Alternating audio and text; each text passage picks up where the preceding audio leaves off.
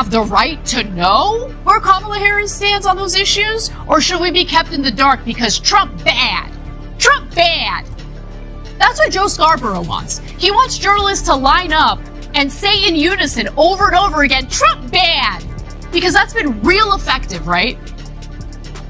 Listen, he wants to be a cheerleader for one side. That's great. Go be a cheerleader for one side. But don't sit there on your boring ass morning show where you try to gaslight the American public about Biden's mental health and pass judgment on people who are trying to get Kamala Harris to answer questions on something amazing, policy, where she stands on. Something major just shook up the Young Turks, and it's sending shockwaves through progressive media. Anna Kasparian, one of TYT's most recognizable voices, delivered a blistering takedown of MSNBC, accusing the network of spreading outright misinformation about Donald Trump. But that was just the beginning. In a moment of raw honesty, Kasparian didn't stop at MSNBC. She went further, turning a harsh spotlight on left-wing media as a whole, blasting what she called a descent into partisan spin, tribalism, and propaganda. Even more surprising, she openly questioned key narratives that her own political side has championed. For years, this wasn't just a rant. It felt like a reckoning. A public break with blind party loyalty, and a deep frustration with a media ecosystem that, in her words, seems more focused on control than on truth. Now, her remarks are sparking serious speculation. Is Anna Kasparian distancing herself from the progressive media machine entirely? So what exactly did she say? And why is it hitting such a nerve? Let's break it down. Roll the clip. There's a false equivalency going on in the coverage of this race. Their objectivity actually is not objective at all. It ends up playing to Donald Trump's advantage every day. In an effort to appear balanced, to appear objective, mistakes are absolutely being made and standards are being applied to both candidates here when Donald Trump is a different animal. He is an insurrectionist. Well, the crew over at Morning Joe on MSNBC, the same crew that wanted Biden to continue running in this presidential race despite the fact that he was suffering from clear cognitive decline. Yeah, those people. They're furious that journalists would have the audacity of ever reporting anything negative on the Democratic nominee, Kamala Harris, because Trump he's a special threat. And so since they've decided that Trump is a very special threat, well, then journalists should hide information about Kamala Harris from you. So you don't vote for Trump and definitely vote for Kamala Harris. In other words, they want the media to manipulate you and do the exact opposite of journalism. Don't believe me? Well, why don't we hear co-host Mike Barnicle make his case?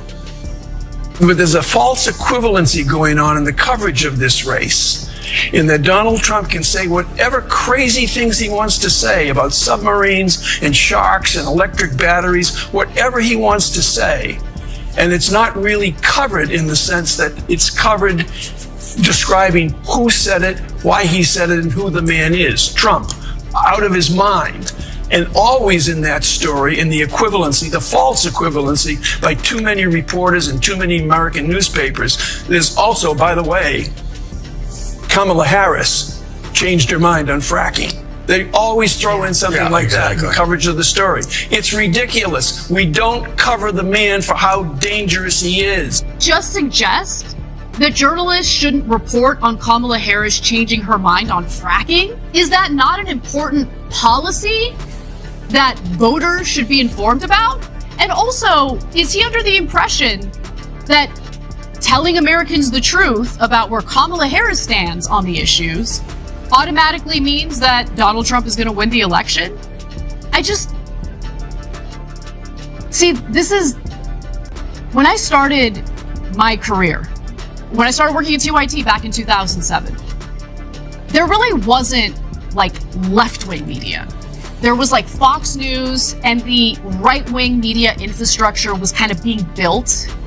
And I prided myself and the left wing on The fact that we didn't try to manipulate audiences, and we didn't try to lie to people or cover up the truth about our preferred candidates or preferred politicians. We didn't want to stoop low and do what the right wing was doing with their misinformation, with the fact that they would omit incredibly relevant, important parts of the story in order to make Republicans look good and Democrats look bad. And now we're in this awful era of conditioning audiences and readers to expect journalists to cheerlead like partisan hacks for one candidate or the other. And if you don't do it, if you don't engage in it, they get mad at you. You're supposed to be my cheerleader. You're supposed to cheerlead for my preferred candidate. What are you doing? How dare you talk about Kamala Harris and how she went from being against fracking to now saying she's totally in favor of fracking? How dare you? Ana Kasparian's takedown of MSNBC wasn't just bold, it exposed a deepening rift within progressive media. She didn't hold back, calling out hosts like Joe Scarborough and slamming the notion that figures like Kamala Harris should be immune to criticism simply because Donald Trump is worse. That kind of reasoning isn't just misguided, it's insulting. Her message was clear: when media outlets prioritize party loyalty over truth, they stop doing journalism and start acting like political operatives, she accused MSNBC of abandoning objectivity in favor of activism, running cover for Democrats instead of holding them accountable. Case in point: Harris's record on fracking. Rather than scrutinizing her stance, Kasparian argued, networks hide behind wall-to-wall anti-Trump coverage to deflect any real accountability. Her warning cut deep. Voters deserve the truth, not carefully curated narratives. When media shields one side while relentlessly attacking the other, it doesn't just sow distrust, it erodes the very foundation of journalism itself. Media doesn't fearmonger about Trump enough? Has he considered that maybe, just maybe, the media had been fearmongering about Trump so much, so often, that Americans have become desensitized to it? Has he considered that?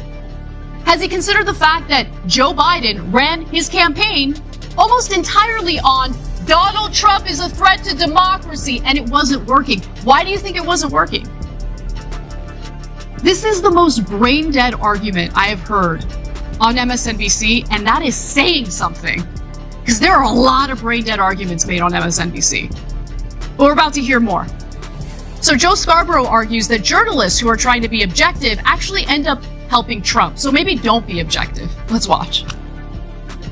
Even Arlington, you've seen major newspaper outlets talk about, well, how will this impact Kamala Harris and the issue of Afghanistan after he goes? And he does a thumbs up and pictures. Well, and just acts like a brute and desecrates Arlington. That's not a time to say, well, how does it? It's. But again, we see it time and time again. For some reason, the mainstream media. What are we, 9 years in to Donald Trump's era in American politics, still doesn't know how to cover Donald Trump. Their objectivity actually is not objective at all. It ends up playing to Donald Trump's advantage. Don't be objective because it plays to Donald Trump's advantage? Why? Because journalists want to answer a question about how Kamala Harris would handle Afghanistan, what her views on Afghanistan happen to be. Do the American voters have the right to know where Kamala Harris stands on those issues? Or should we be kept in the dark because Trump bad? Trump bad! That's what Joe Scarborough wants. He wants journalists to line up and say in unison over and over again, Trump bad! Because that's been real effective, right? Listen, he wants to be a cheerleader for one side. That's great. Go be a cheerleader for one side. But don't sit there on your boring ass morning show where you try to gaslight the American public about Biden's mental health and pass judgment on people who are trying to get Kamala Harris to answer questions on something amazing, policy, where she stands on policy. Because there are voters out there, believe it or not, who aren't partisan hacks. Those are the individuals who actually end up deciding elections, and they want to know where Kamala Harris stands on policy. Simply hearing Trump bad over and over again doesn't work. But Kasparian didn't stop there. She dug even deeper, calling out what she sees as a culture of selective outrage and narrative control.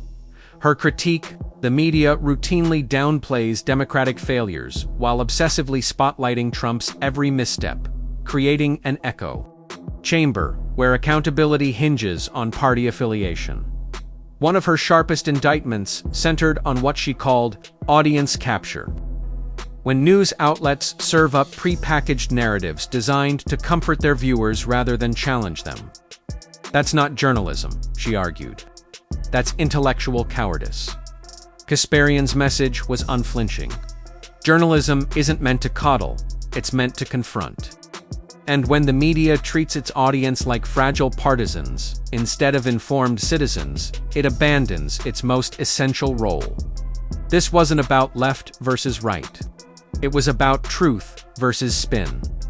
And coming from a longtime progressive insider, it landed like a warning shot that's hard to ignore.